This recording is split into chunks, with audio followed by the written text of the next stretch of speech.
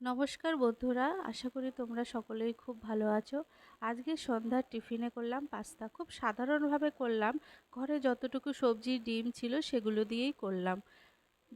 দেখো প্রথমে ডিমটা আমি ভেজে নিলাম সামান্য নুন দিয়ে। ডিমটাকে ভেজে এবার তুলে নেব এবং ওই কড়াইতেই তেল দিয়ে আমি সবজিগুলো ভেজে দেবো আর কিছুটা নুন দেবো। দেখো সবজিগুলোর মধ্যে আছে পেঁয়াজ, ক্যাপসিকাম আর হচ্ছে সুইট কর্ন। এগুলো কিছুক্ষণ ভাজার পর তুলে নিলাম। আবার ওই কড়াইতে তেল দিলাম এবং একটা সস বানিয়ে নেব। এই সস বানানোর মধ্যে আছে আমার একটা বড় টমেটো, হাফ ইঞ্চি মতন আদা, দুটো রসুন, ছোট একটা পেঁয়াজ এবং দুটো লঙ্কা। এবার সসটা কিছুটা ভাজা ভাজা মতন হয়ে গেল। সেই সসের মধ্যেই আমি দিয়ে দিলাম টমেটো সস, গোলমরিচ গুঁড়ো আর দিলাম সয়া সস আর 1 চামচ মতন মেয়োনিজ দেবো। মেয়োনিজ দিয়ে কিছুক্ষণ আমি ওই সসটাকে আবার ভালো করে একটু নাড়াচাড়া করব আর সামান্য দিলাম তাতে জল। দেখুন সসটা কিভাবে করছি।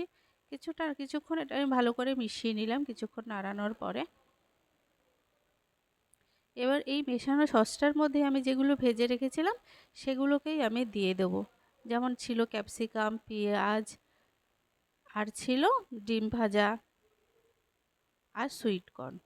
এই সবজিগুলো আমি এর মধ্যে মিশিয়ে দেব।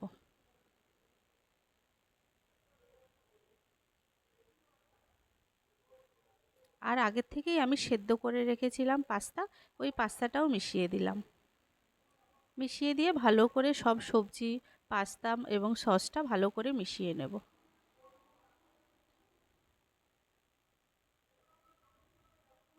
আর এটা হচ্ছে পাস্তার জলটা। পাস্তাটা যে সেদ্ধ করেছিলাম সেই জলটা আমি কিছুটা অল্পটা দিলাম।